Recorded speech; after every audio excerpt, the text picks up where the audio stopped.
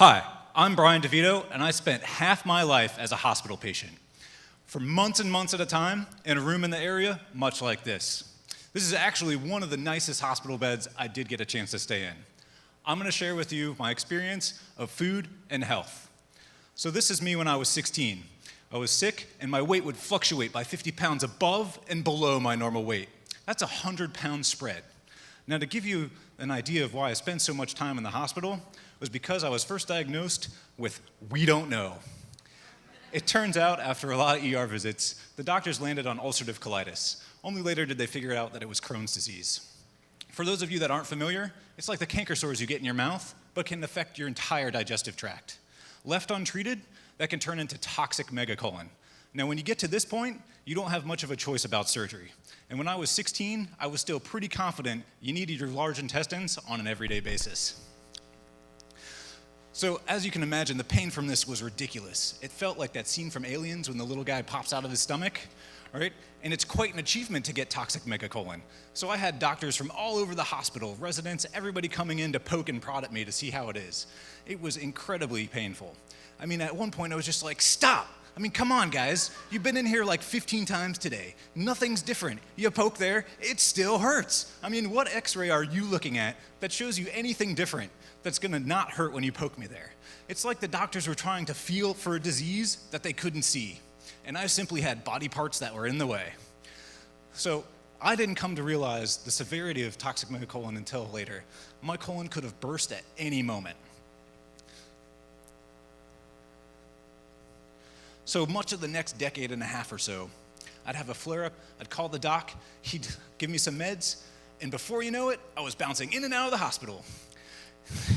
I'd have some kind of complication, need major surgery, and by the time I got better, I got to start all over again.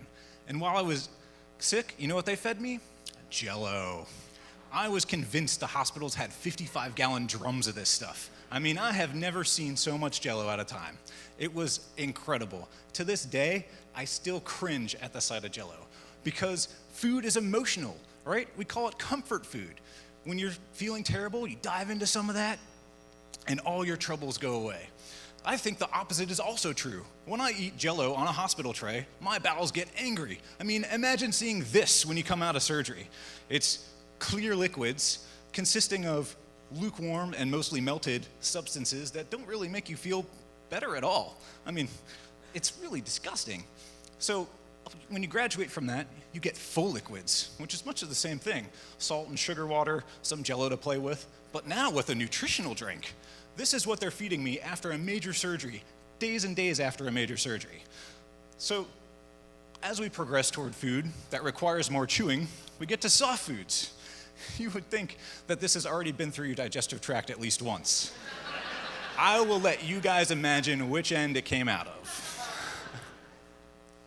So there was this one time when I went to the Crohn's and Colitis Center in Chicago.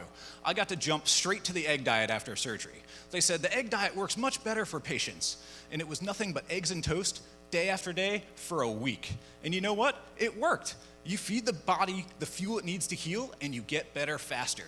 I mean, this is not a foreign concept. Athletes of all levels know that you need good fuel for good performance, even if it is mystery meat and pasta with a side of beans. And you're getting your strength back. You feel happy. You can eat real food again. It may not be any worse than the lunch you had when you were a kid in the cafeteria. And at this point, you can have your friends and family bring you takeout from a nearby restaurant. You know, something like this. Except not this. They make this on cruise ships in the middle of the ocean with nothing around for thousands of people a day. How is it so hard for a hospital to make good food? Surrounded by resources. Well, you are what you eat, and even little kids know this. I mean, for some reason, it's lost on an institution filled with nutritionists. I mean, when you have a sick pet and you take him to the vet, what's the first thing they ask you? What did he eat? Well, it makes sense. And for me, by sticking to my crazy diet, I've been able to get off prescription medication, and I haven't had a flare-up in over 2 years. As you can imagine, trying to find something to eat on this list is a nightmare. So that led to a project we call Was In It. You can follow our progress at wasinit.com. Food should be thy medicine, and we should be better at food. If you're in food service or know someone who is, let's talk. Thank you.